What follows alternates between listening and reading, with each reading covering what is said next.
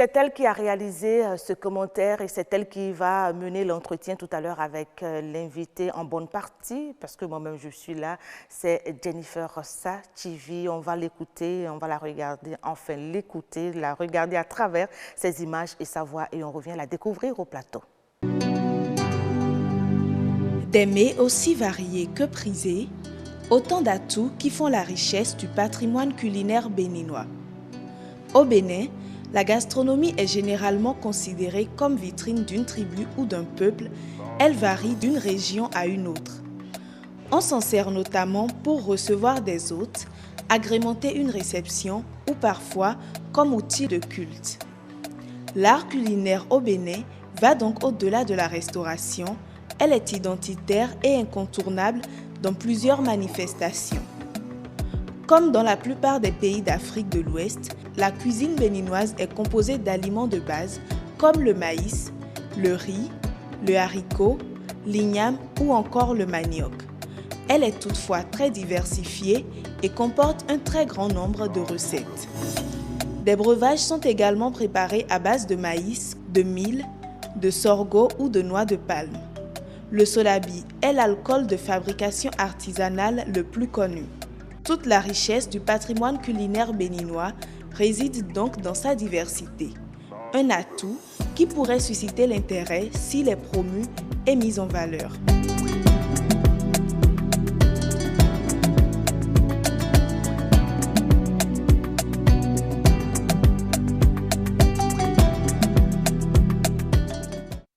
Si le Bénin a réussi à se révéler à l'international par son football, il peut en être de même pour les autres aspects de sa vie, c'est-à-dire la cuisine, le vestimentaire et bien d'autres domaines. Jennifer Sachivi ne me dira pas le contraire puisque c'est vous qui avez donc eu le choix de ce thème. Bonsoir Jennifer. Bonsoir Karamat. En tout cas, c'est ce qu'on espère. C'est ce qu'on espère. On va discuter avec notre professionnelle tout à l'heure. Elle va nous dire un peu si on peut y arriver. Bonsoir Madame Saga. Je lui dis aussi bonsoir parce que ici c'est chez moi ce soir en tout cas. Bonne arrivée. Merci. Madame Saga, Oui. Restauratrice. Tout à On fait. y va. Jennifer. D'accord. Donc dites-nous déjà, est-ce que vous pensez que le Bénin peut se révéler à travers sa cuisine? Tout à fait, je crois que c'est pas impossible, à l'instar d'autres pays au monde qui l'ont déjà fait avant nous. Madame Karamat l'a dit tantôt. Je crois que le Bénin est sur la bonne voie. Nous sommes un peu encore à la traîne, mais avec un peu plus d'efforts, on y arrivera. Mais est-ce qu'on a assez de mets au Bénin? Vous pensez qu'on a assez de mets pour y arriver? Mais oui, je crois même que c'est parce que nous avons un peu trop de mets que nous sommes se perd dans le choix. Voilà, un peu perdus. Nous sommes un peu perdus parce que il y a une diversité culturelle dans le pays. Lorsque nous parcourons les 77 communes de notre petit pays, le Bénin, je l'appelle petit, je le qualifie de petit en raison de sa taille. Voyez-vous, on a quand même plus de 200 ethnies et vous voyez, chaque ethnie a ses habitudes culinaires, ses habitudes en termes de restauration et on peine à faire, à révéler une spécialité plutôt qu'une autre. Et je crois que c'est ça qui fait qu'aujourd'hui, lorsqu'on évoque la gastronomie au Bénin, on a du mal à mettre en valeur un mets donné. Je me demande comment est-ce que les autres pays ont pu réussir. Je prends l'exemple simple du Sénégal, avec qui le Bénin a croisé les crampons il y a quelques petites heures seulement. Là-bas, c'est le tchèp, c'est le yassa, oui. Mais c'est connu un peu partout. Oui, en effet. Ils n'en ont pas beaucoup, c'est ça? Ils en ont certainement beaucoup et je crois que tout part de la fusion des peuples.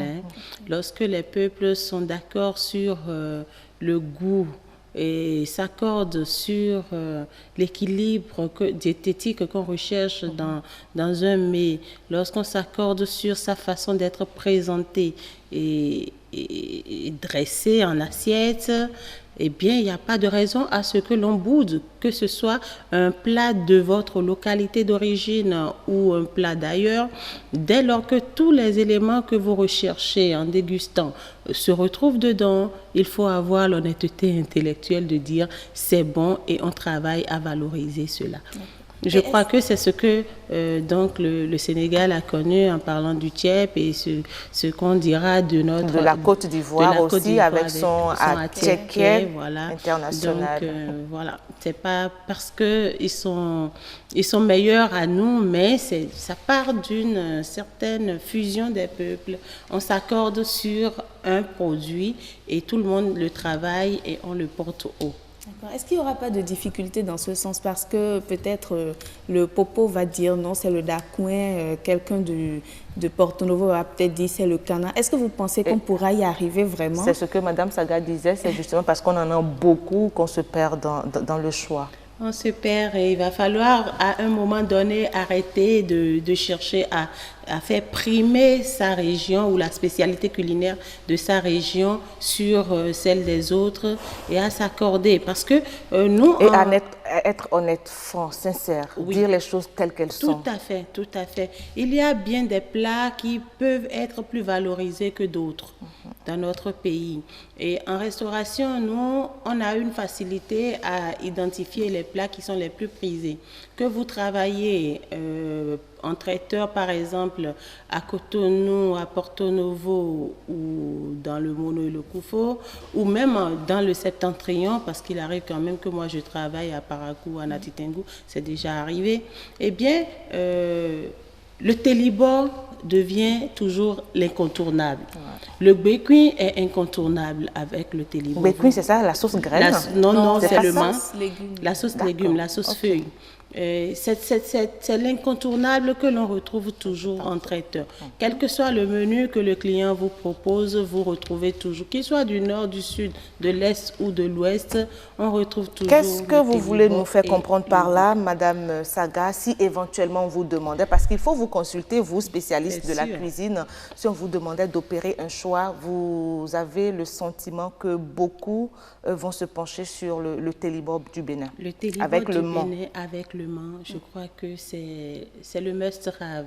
Ça se retrouve, que ce soit en déjeuner ou en dîner, les gens ne tirent pas dessus. Vous voyez, vous avez beau vouloir esquiver un peu, on vous le ramène. Toujours. On vous le ramène. Je n'ai pas retrouvé le menthe dedans. J'ai proposé le menu, j'ai montré le menu à telle personne qui travaille avec moi sur l'événement. On m'a dit, il n'y a pas de menthe, s'il n'y a pas le menthe, les gens ne vont pas être à l'aise. Donc, moi, je pense que si tous les restaurateurs, par exemple, tous les acteurs du monde culinaire s'accordent, par exemple, sur ce produit, on peut le travailler de 1000 façons. Au lieu que ce soit présenté de la même façon traditionnelle que nous connaissons, où on met la pâte d'un côté, la sauce de l'autre, on peut mieux travailler le produit, on peut le proposer en bouchée apéritive, on peut le proposer, je ne sais pas, en canapé. Ça peut se présenter de 1000 façons, de sorte à ce que même en termes de gastronomie, on puisse valoriser ce produit. D'accord. Donc, pour les critères de sélection, il faut se tourner vers les plats les plus prisés. Mais est-ce qu'il y a eu déjà certaines actions qui ont été menées dans ce sens, par exemple? À ma connaissance, non. De façon honnête, moi, je ne suis pas au niveau des autres invités qui décident de ce qui concerne la gastronomie béninoise. Mais si c'était fait, je pense que je serais au courant. Je suis quand même une femme de culture. J'essaie de me documenter sur ce qui se passe dans le monde culinaire de mon pays.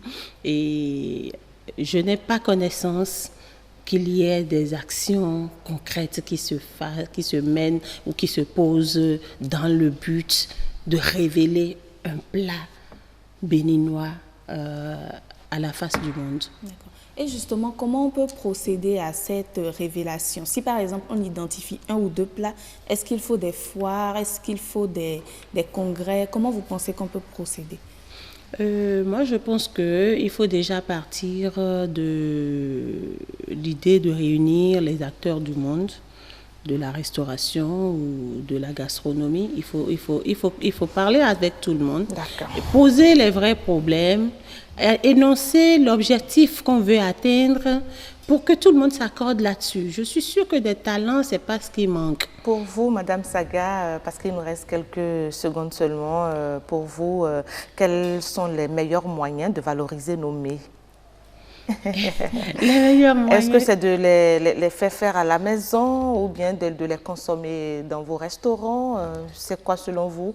De les faire découvrir aux allochtones, à ceux-là qui nous rendent visite? Qu'est-ce qu'il y a lieu de faire? Et ça commence forcément par le noyau le plus petit, c'est la famille.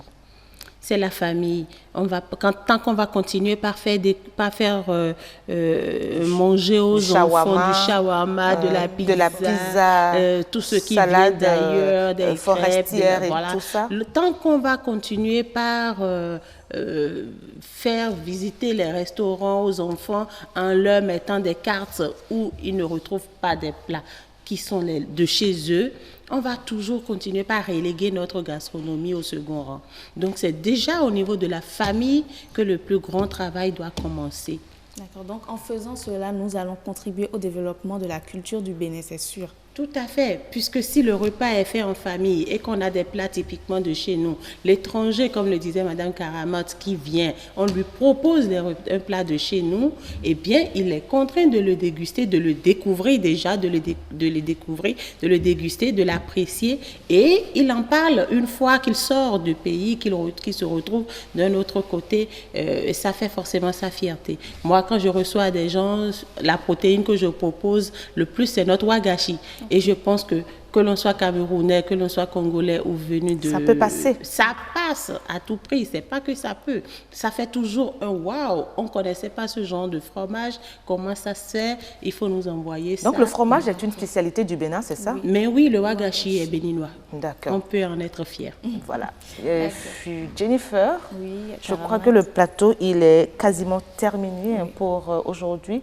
Je vais vous retrouver demain. On peut retenir quand même qu'il y a assez de mets à valoriser et puis commencer par le noyau qui est la famille. Nous espérons que ça va porter ses fruits. C'est pas gratuit, on se retrouve demain.